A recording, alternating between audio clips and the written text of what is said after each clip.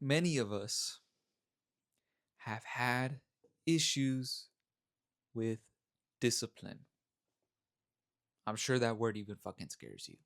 But today we're going to talk about how to make discipline stupid easy, how to build routines and systems and structure. That way, discipline is your natural state.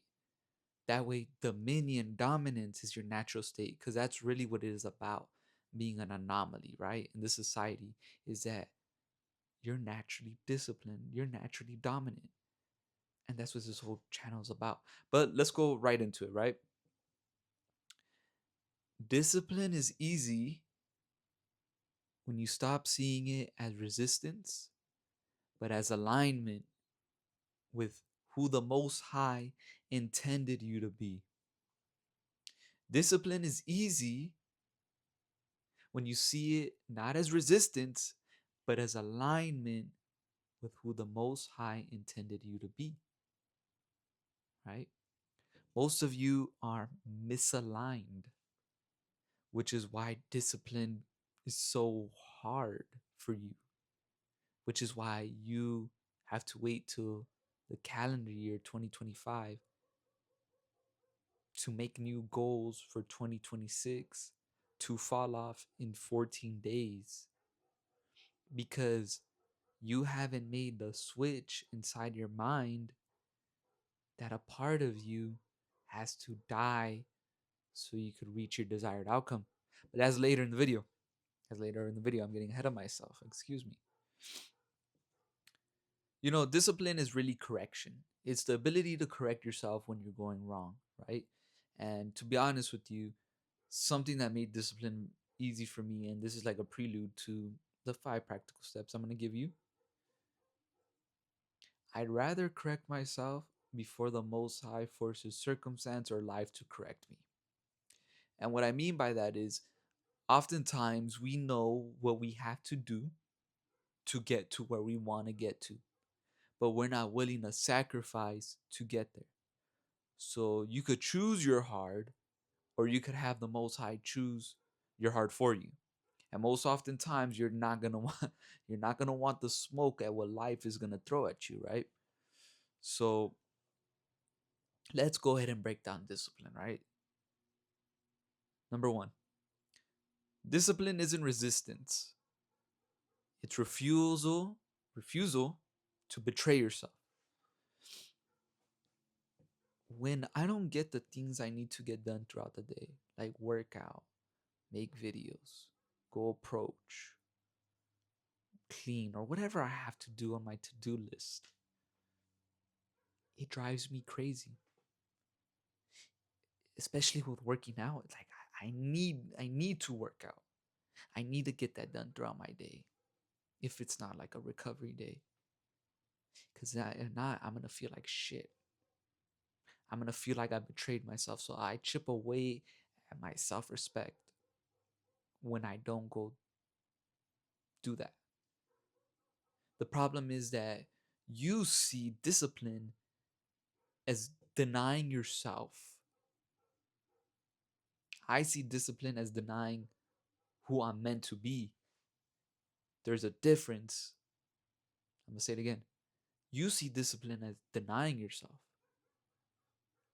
I see discipline denying who I'm meant to be.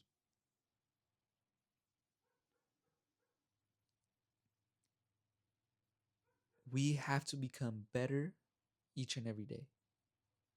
And last video I made, if you haven't checked that out already, a part of you must die, right? We're not going to be perfect every day. We're not going to be perfect 99% of the time. You know, it is what it is. But the refusal to betray yourself daily, I can't live with betraying myself daily. I can't live with not living up to my potential. Maybe a lot of y'all can, which is why you're not serious about like discipline, which is why you haven't been able to get yourself in order. Or maybe it's a deeper issue. Like you feel like you could make progress, but then you self-sabotage, you know. But that's not a discipline issue, which leads me into my my next part. Most of you don't even have discipline issues, and I'll prove it to you, right? The job tells you this is the way that you're supposed to do this job, right? Your boss tells you this is the way you're supposed to do your work. You'll get it done to a T. Hey, come in at 9 a.m. You'll be there at 8:55. But when it comes to yourself, you can't seem to get yourself under control. You can't seem to correct yourself. It's because you don't see yourself as worth it. You have a self-worth issue. You have a low self-esteem. There's a part of you that doubts, that doubts that you can become and have everything you want in your life. There's a part of you somewhere deep inside of you that says, you know, I'm not willing to sacrifice who I am to become who I know I can be. I'm not this version of me, I'm not willing to let go of. If you're someone who struggles to consistently work out, you know, maybe you like being fat. Maybe you like being fat because, food is a comfort for you. And you know that if you start losing weight, you start eating healthy, you start eating nutritious food, that you're going to let go of all those comfort habits that you have. For me, like when I was 230 pounds, what what I realized getting from like 230 to 180 was that I would eat out a lot because I grew up, eating out with my family, fast food, going to Cane's, going to Chick-fil-A, going to, McDonald's and things like that. It was a way of bonding. It was a way of, you know, of us having a good time together. And I would find myself wanting to let go of the fast food because I knew it was bad for me and I knew that it wasn't allowing me to lose the weight, but I couldn't let go of it. My body would force me to go eat that food. I had no control over my body. I had no control over my mind. It's like a craving. It was just insatiable. It was unresistible. Even though I knew I should let it go, I wanted to let it go. I just couldn't let it go. It's because my body associated those moments of eating fast food with my family with comfort. And I had to tell myself, that was back in the day. Those moments were back in the day. But now I'm becoming someone who wants to be in extreme healthy shape. I want to be someone who thinks clearly, who doesn't have brain fog, who doesn't go through food comas, who doesn't experience nasty processed food that just messes up your mind. I had to let go of that version of myself and give myself permission to say, and as ridiculous as it may sound, you don't need the fast food to have a good time with people. And when I made that shift, when I started stop disassociating the food with the good times with my family and just associating the good times with my family because of who they were, it made letting go of the fast food 100 times easier. But it took self-awareness, right? And all glory to the Most High that He gave me the self-awareness. But how do you notice those things on your own? You have to look at the patterns. You have to look at the patterns. Like, why do you do what you do? And really sit down with that question. For me, like I said, I couldn't let go of fast food for months because for me, it felt like I was disconnecting from that young boy who would enjoy those moments, who would enjoy going to eat fast food, connecting with the teenager that would go have fast food with his friends. And it's ridiculous. It sounds ridiculous, but your body does not know the difference. And when I finally let go of that and told myself and confessed to the Most High, this food has power over me, He took it away like that. It was like a day-to-day shift, a moment. But anything that you confess has power over you, once you have that awareness, you're able to see, you're able to unwire your mind and say, no, this is not how it's going to be. I have power over myself, and we're gonna do what I'm telling you to do. Number three, discipline is easy when you're not overstimulated. That goes back to the fast food. When you're eating all that processed food, when you're eating all that junk, you can't even fucking think straight.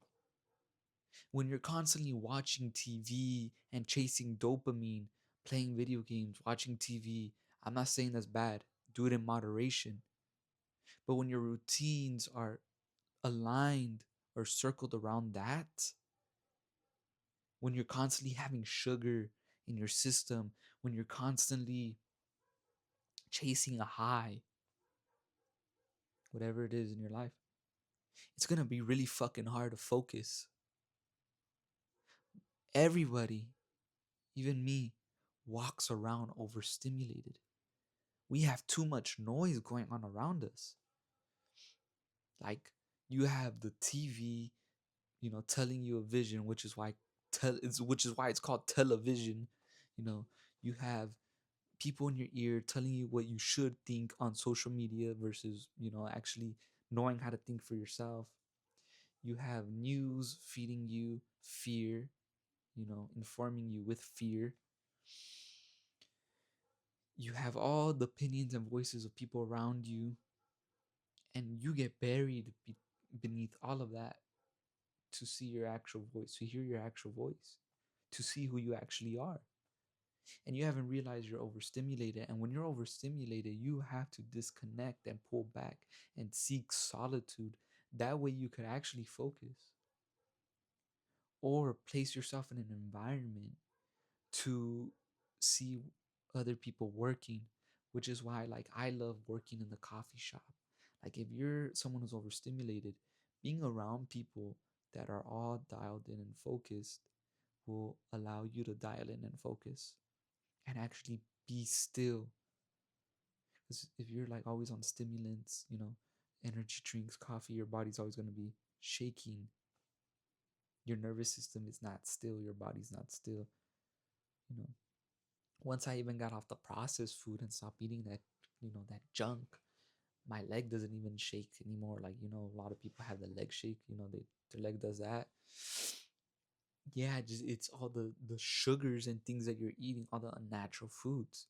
So that's a practical thing, but just realizing that you're probably overstimulated, that you need time each and every day to slow down, be still, and honestly just disconnect. Like, do you guys have time without your AirPods in? Do you have time of just quietness? If you don't have time every day to be quiet or experience quietness or silence, it will cause your mind to be constantly on overload, which is why you sit down and you just go to scroll on your Instagram and scroll on TikTok and all those things, because your body's literally coping. It's coping with the overstimulation, so it just wants a quick hit. It's like an addict. It's like a crack addict. It just needs more and more and more, because you're overstimulated. You're coping. Your body's literally coping. It's asking for rest and relief, but you keep giving it stimulants, sugar, processed food, dopamine hits with scrolling on Instagram, with the video games, with TV, with noise around, and it gets overwhelming. So you have to pay attention to those patterns and those things. What are things that overwhelm you? Right? Number 5, you don't have the right why. This is the most important one, if I'm being honest with you. You don't have the right why. When I wanted to lose the weight, I first did it, so I could look better, feel better, be more confident. But then I began to realize, like, it wasn't really about that. I'm a very spiritual man. I give all glory and dedication to the Lord on my day to day, no matter what. What I began to realize was my why did not allow me to stay consistent. Yeah, I would go work out 3 to 4 times a week, but it was nothing crazy. It was nothing intense. But when my why became, this is the way I show the Most High that I'm willing to take care of my body, to put myself through the gym, to put myself to walk, to put myself to run. This is the way of me giving him thanks for giving me a healthy body. Because even the scriptures say, what's better than riches is a sound mind and a healthy body.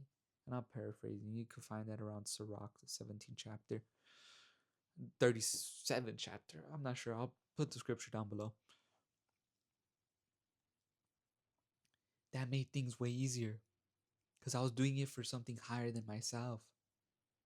A lot of you guys want a certain outcome to for validation, to perform, to prove, and we've all done that. To feel more confident, to feel better about yourself. But it's really about like who do you have to become to get that outcome? What part of you has to die to get that outcome? What are you willing to sacrifice? How does this express you? Everything I do expresses me in some type of way. The gym, it expresses my intensity, my aggressiveness, my will, my fight, my drive. My content expresses how I see myself, my need and desire to serve others, to help others, to give a good word, because I've always been big on like giving a good word to someone, giving a compliment, or helping them shift perspective. It's an expression of glory to the Most High. Everything I do is for the Lord. It's to say, I know you've given me these gifts and these talents. I'm not going to hold them back. This is my daily deposit. Ask yourself, why do you do what you do? Why do you even want the life that you want? Why do you want, the six-pack abs? For me, it's because I wanted to be an expression of my discipline. I don't go to the gym to just look better or feel better. I go to the gym because I am better than the previous versions of myself who couldn't do it.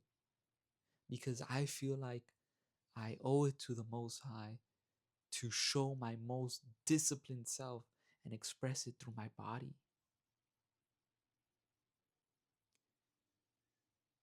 And this is a bonus one. This is the last one. You're not willing to let go of who you are, so you self-sabotage, or you're lying to yourself. Either or. Sometimes, we don't do things out of avoidance. We do things we don't do things out of avoidance. Out of fear, out of doubt. You delay action because somewhere deep inside of you, you're afraid. Your body knows that you have to become a different type of person to, to get what you want in your life, which is why you procrastinate. Procrastination is just cope. It's your body shedding your own identity, your old identity. But your body will convince you, your mind and your heart will convince you, nah, I don't need to do all that. I don't need to let go of who I am.